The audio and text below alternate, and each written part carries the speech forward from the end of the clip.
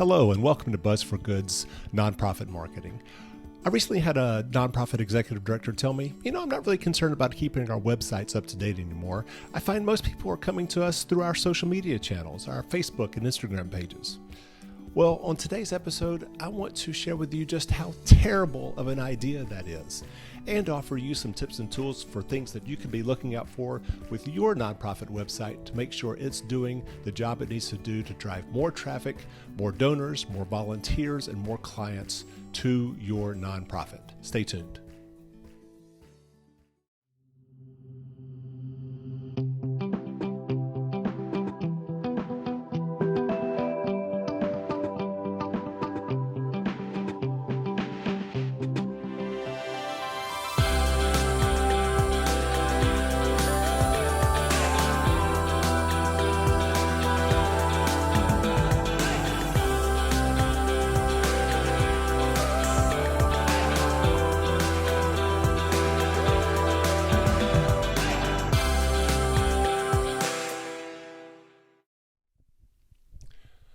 My name is Michael Hemphill, and I'm the creator and host of a TV show called Buzz that airs on public television.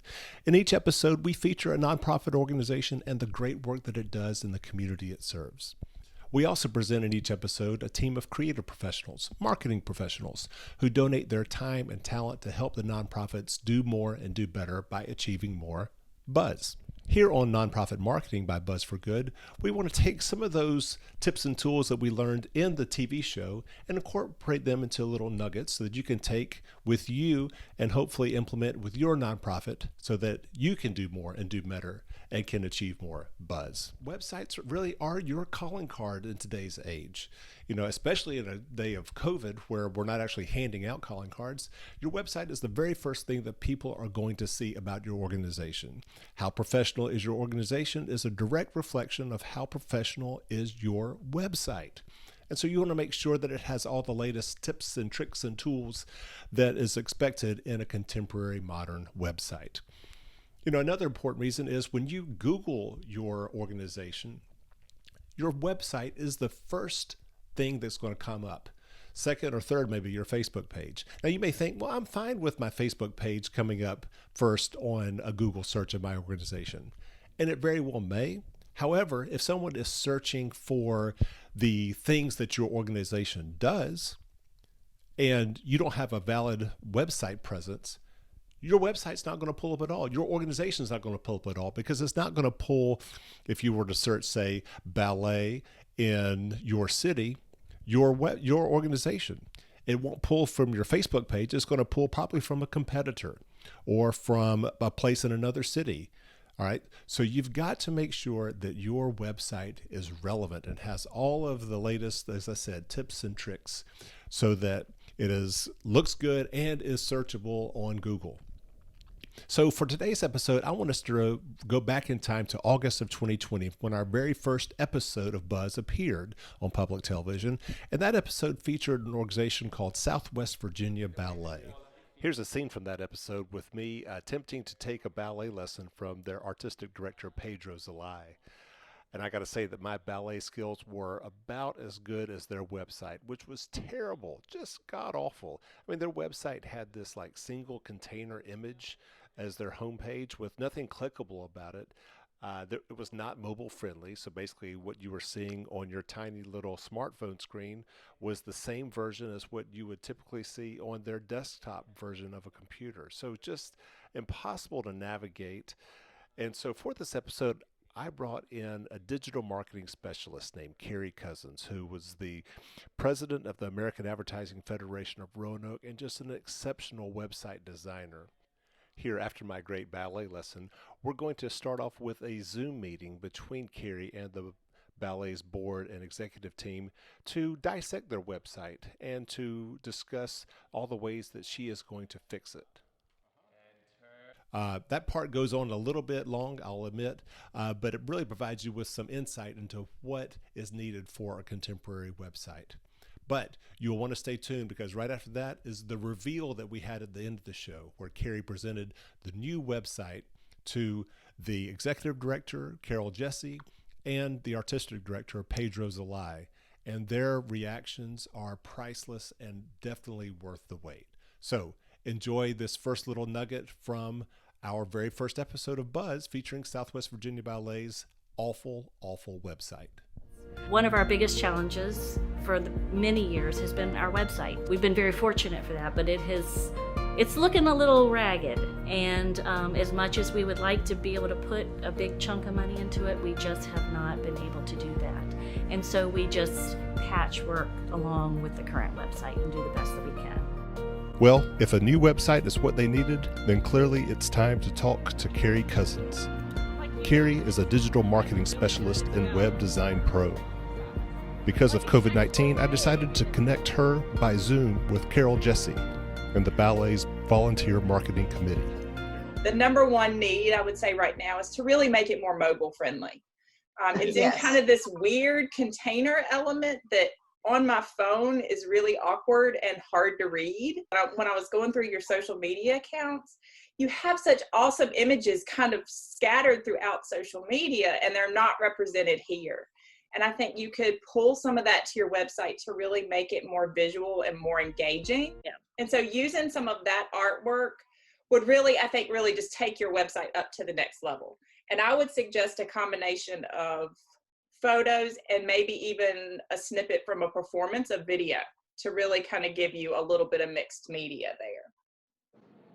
Okay. And then the other thing that I feel like is missing here is I get to your homepage and there's information here if I'm a member of your company or I'm a family member of your company. But if I am just someone who might be interested in ballet, I don't have enough of your story from the homepage to figure out, oh, they do public performances for me to go to. Oh, children in this area can audition to become part of the company. And all that's kind of buried a little deeper. Right. So I think it'd be really nice to get that part of the story on your homepage and give people different entry points. So if I'm coming just because I'm interested in ballet and either want to attend a performance or support you in some way, there's an entry point for me. Or if I am a dancer and I want to figure out how to become part of the company, how do I audition?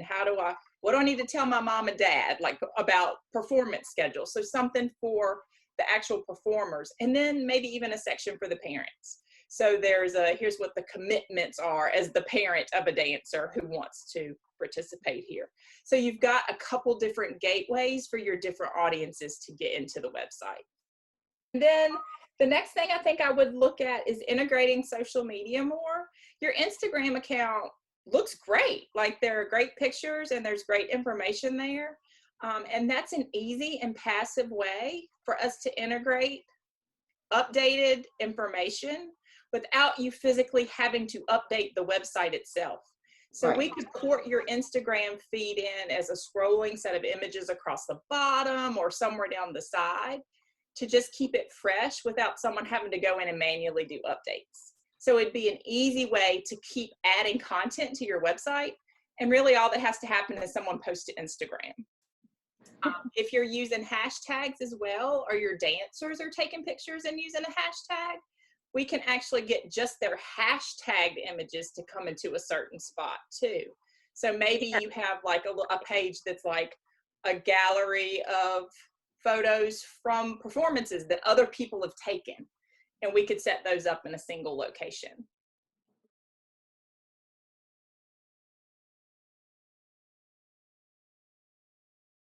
Ready for this.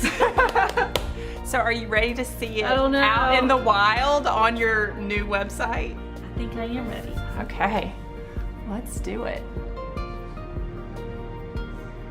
That's the old one. That's the old one. Yeah. Just gearing you up. Oh yeah. All right, are you ready? I am. It's incredible. And look how beautiful she is. And we were never able to get that across. Of course, I'm going to go to support SVB first. Of course, and there's more down As below executive too. director, this is really what I'm super interested in. Beautiful. It's.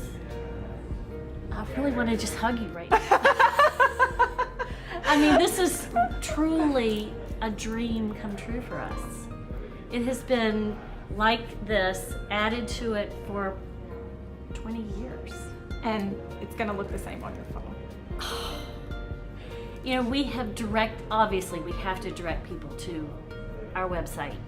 And we did it hesitantly, but now we are going to direct All people in. to the website. It's beautiful. It's absolutely beautiful. I cannot thank you enough. We're like in the 20th century. Well, the goal of your Wow. website should be to make your life better and easier, and that's really what we're trying to do here. It's amazing.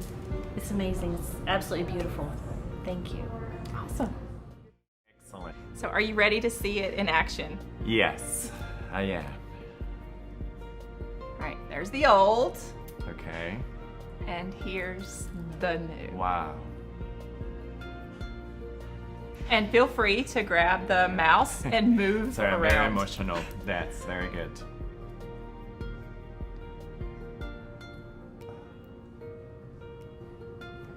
After all these years, When I felt like nothing could tell your story like you all dancing. yeah, that's beautiful. You can see the beautiful joy of what's going on. Yes. Sorry. No, that's totally okay. As long as it's tears of joy, Yes, then you're it's not like, torture, oh joy. no. No, it's joy. Yes, it's a lot of emotional, especially in these times. With what we're passing through, and personal things and stuff like that. It's very emotional. Yes, thank you. You're very from my heart. welcome. Thank You're you. very Thank welcome. you. So I tell you, I have seen that episode now 20, 25 times, and every time Pedro Zelai's reaction at the end just hits me hard. I mean, that just goes to show you the power of a good website. I mean, for someone who is just first coming to your organization to learn about it, to someone like Pedro, who was a part of the founding of the organization, has been with it so many years. So, power in good websites. Make sure that you have your website geared up to do what it needs to do. 3 quick takeaways from this episode. Number 1, make sure your website is mobile friendly. No one wants to see the same version of your website that they can on your desktop computer on your little bitty screens on your phones, all right? So make sure it is easy to navigate, easy to see, and still very visually appealing. There are a lot of different templates out there that you can use for your website, something you could do on your own, or if you have someone who has some skill, bring them into it using WordPress or using something like Webflow, or easier to use Squarespace or Wix or something like this. There are some limitations with some of those, and we'll discuss those on another episode, but make sure it is mobile friendly. Number 2, make sure that you are providing the information that all of your various constituents may need right there up front on your screen. All right, so make sure that you're contacting potential clients and showing them exactly what they need. Make sure you're reaching out to your donors, and make sure that that part is easy to see as well. Your volunteers, all right, it all has to be easily found right on the homepage. And number 3, make sure that you are incorporating your social media somewhere in your website, so that that's an easy way to keep your website refreshed without you having to really do much else. All right, and that's all for today's episode of Buzz for Good's Nonprofit Marketing. Please subscribe to our channel so you will get the latest information, latest videos on how you can attract more donors and volunteers and clients to your cause through effective marketing for nonprofits. Take care.